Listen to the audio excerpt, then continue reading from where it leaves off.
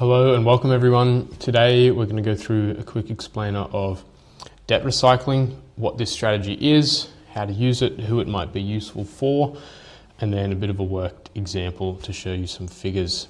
You may or may not have heard about this one, but essentially the idea here is we're turning a chunk of non-deductible debt into deductible debt used to invest, and therefore we can claim the interest as a tax deduction. Before we dig into it, I'm just going to give you a quick disclaimer. This is for informational purposes only. Please go and seek your own tax, legal and credit advice if you're borrowing money as well before you do a strategy like this yourself. Okay, you may or may not have heard about this one. It does get thrown around a bit, but there's a bit of confusion often as to what it actually means. Before we dig into what it means, I'm just going to list out some essential factors. And what I mean by that is, who might benefit from a strategy like this? Who's it for? Because it's not for everyone. First of all, we have to have a mortgage on our primary residence, the house we live in. And that is the non-deductible debt that we're starting with, and we can hopefully transform into deductible debt. But if you're renting, if you've paid your house off in full, it's not going to work for you because we don't have that debt to transform. Step two, look, we want to build wealth and invest and grow our wealth as a family. If we don't want to invest in shares or private credit or other assets, real estate, for example, there's no point in doing this either. It's just not going to work. We're in a reasonably high tax bracket, and we'll just cover our tax brackets now. As a quick refresher, here are our Australian resident tax rates. Remember, the first 18,000 we don't pay any tax on. We then pay 16 cents on the dollar up to 45,000. Up to 135,000 we then pay 30 cents on the dollar. Up to 190 we then pay 37 cents. And over 190 we're paying 45 cents. Remember, these are not including the 2% Medicare levy, so we've got to add those on top. So really it's 32%, 39% and 47% tax that we're paying. So for this to really sort of start getting into gear and working, I say, look, probably in this 39% bracket, we're probably earning over $135,000 per year. Okay. Next critical factor there is that, look, we've got surplus income to invest. If we're spending everything we make, obviously this is not going to work.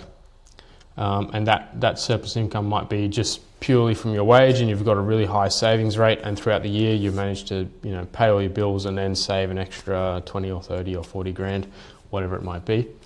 Other people who might benefit from this is business owners. You've got your business off the ground and now it's paying significant dividends to you. You might be able to factor this into your strategy.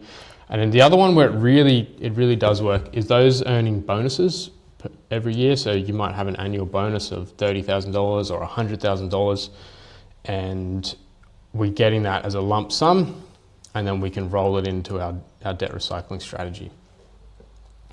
And then critical factor 5 there is just that, look, you're comfortable with good debt or productive debt.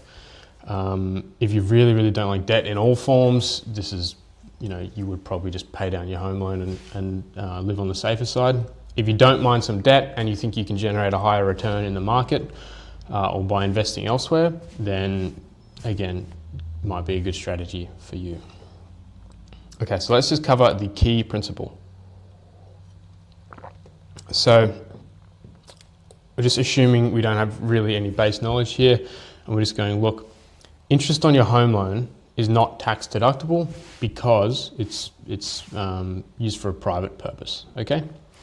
Therefore, to pay $10,000 worth of interest on your home loan, you have to earn about 16 grand pre-tax, assuming we're in that 39% bracket.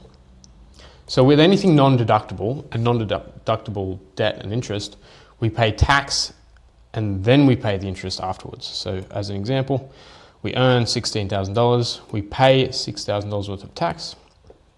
That leaves us with 10 grand after tax, and then we pay our interest bill and we're left, there's nothing left over. Compare that to deductible debt. Now, debt becomes deductible if we use the cash to produce taxable income. So if we go and buy a rental property that produces rent, if we borrow money and then we invest in high yielding fixed interest, shares that pay dividends, that sort of thing, that debt has now become productive debt because it's generating other income, and then we get to claim the interest bill on that debt. And what that means is we pay the interest and then we pay the tax. So it's the other way around. Before we were paying tax and then interest, now we're paying interest and then tax. And so if we do the math here, we earn $16,000 gross income. We then pay our interest bill, which leaves us with our net income of $6,000. And that's the number we pay tax on, being about $2.5 grand. And so we are $3.5 grand better off, per year doing it this way, okay? And obviously that compounds and grows year on year, and that's the idea.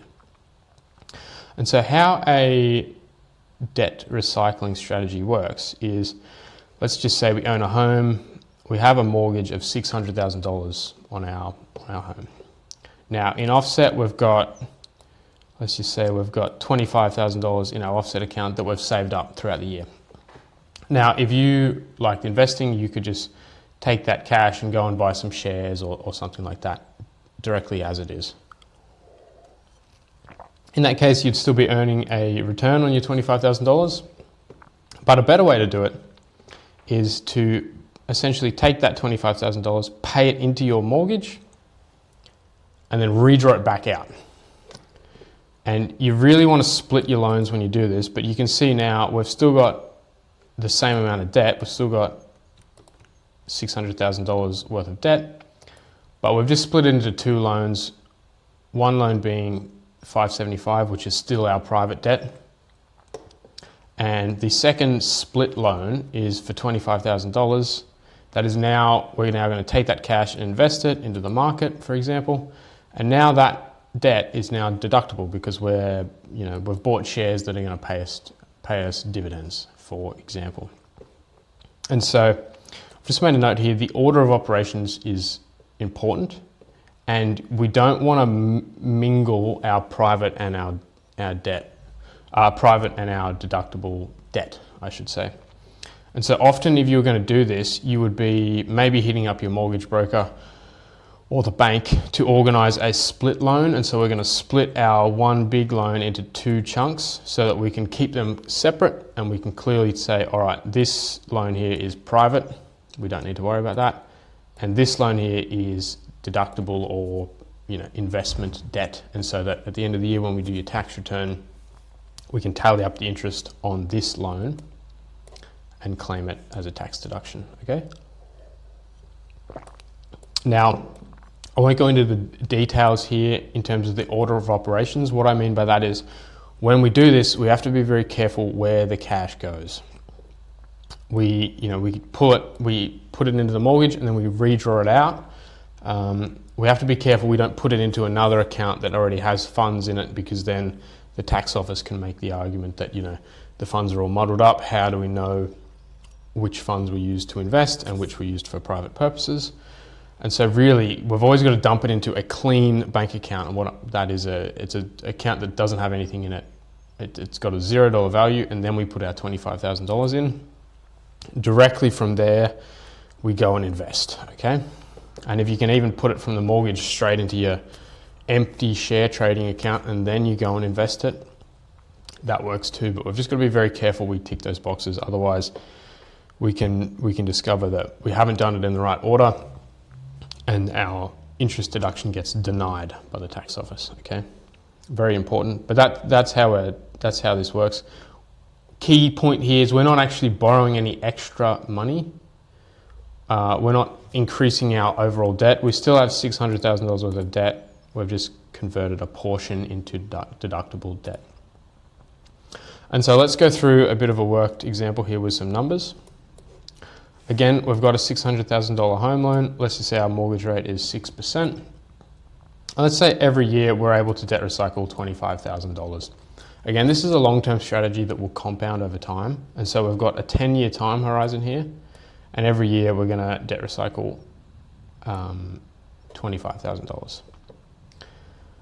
And so that's our $1,500 worth of interest on that amount of debt per year, but remember, this is going to build and grow on each other. So every year this grows and grows and grows. And after the 10 years, we've basically recycled $250,000 worth of our home loan debt into our investment debt. Now, mind you, during this process, you're still making the minimum repayments on your home loan off to the side. So your home loan balance is still going down, but we've essentially converted a massive chunk of it from private into deductible.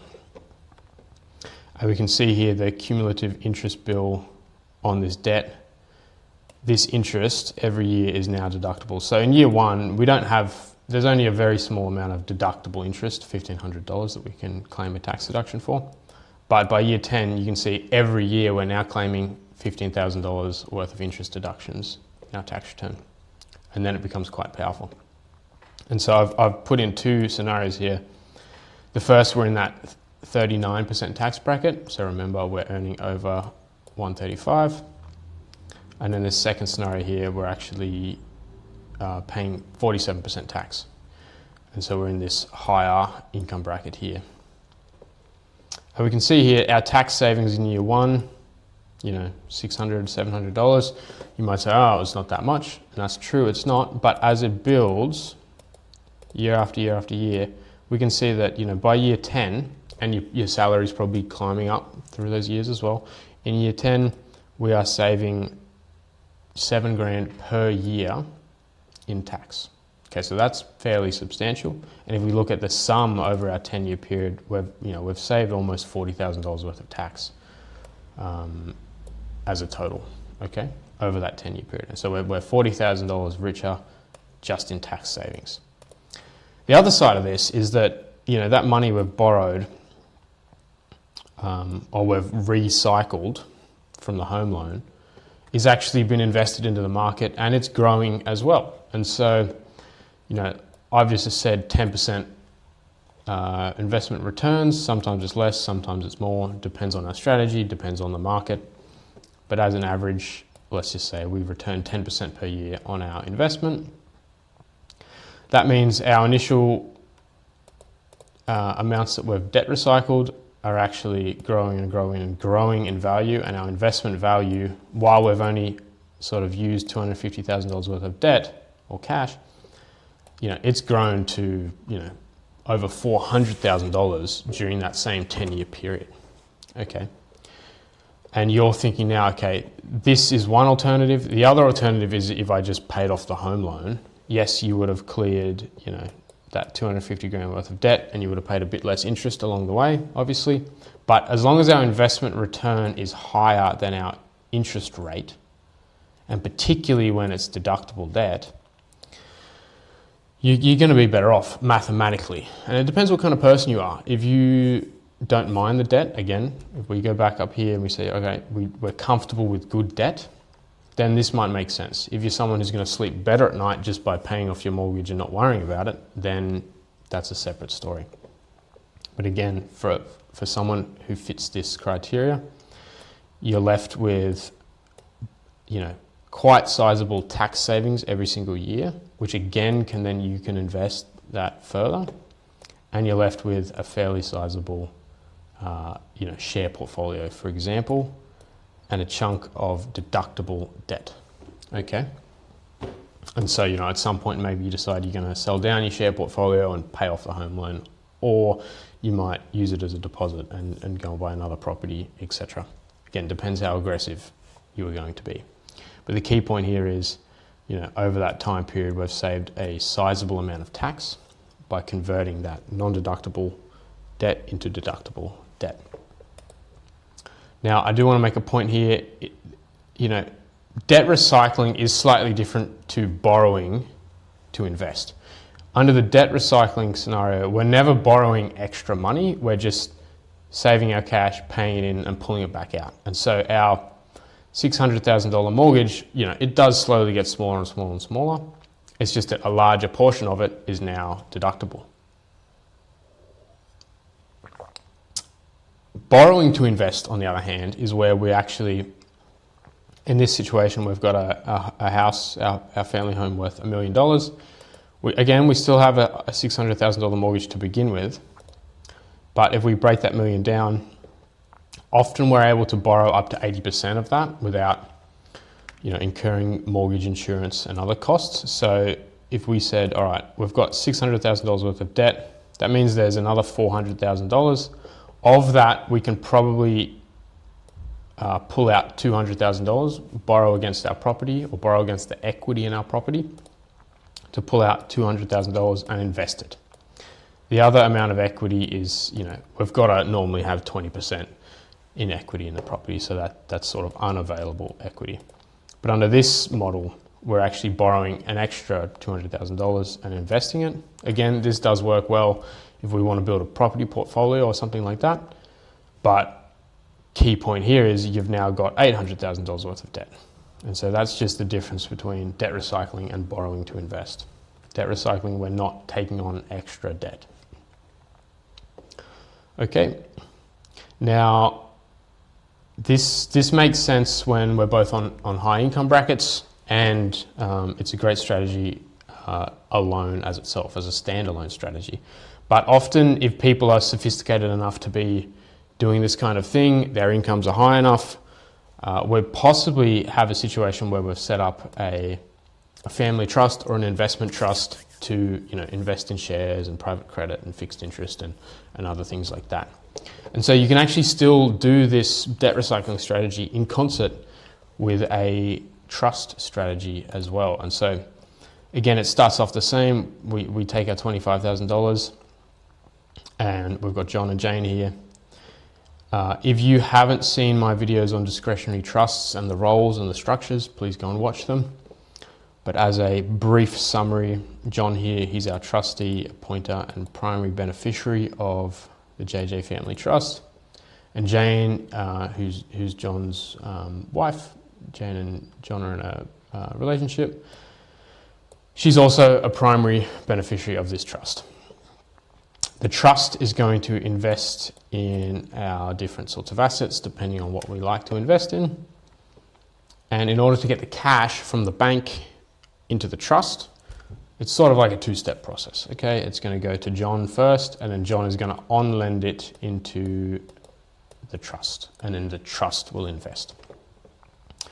So there's an extra step there, but as long as we normally have a signed loan agreement between essentially between John as himself and John as trustee for his trust, we can on-lend that cash into the trust. We do charge the interest along the chain, which is fine. I've got another video going into that on trust funding. But that way the trust is still getting an interest deduction, and then potentially, for example, if Jane is on a lower income bracket, we're able to distribute out the taxable profit at the end of the year to Jane, who might be on a lower tax bracket, for example. And so that is a way where we could actually pursue both a debt recycling strategy and a investment trust strategy at the same time. I hope this makes sense. Get in touch if you'd like to talk through, if you think this might be good for you. Again, I would just refer up to these sort of criteria here and think, all right, do I meet this pattern? Do I like investing? Do I have surplus income to invest? Do I have mortgage on my home? And am I comfortable with good or productive debt for investment purposes? Get in touch. Thanks, guys. Bye.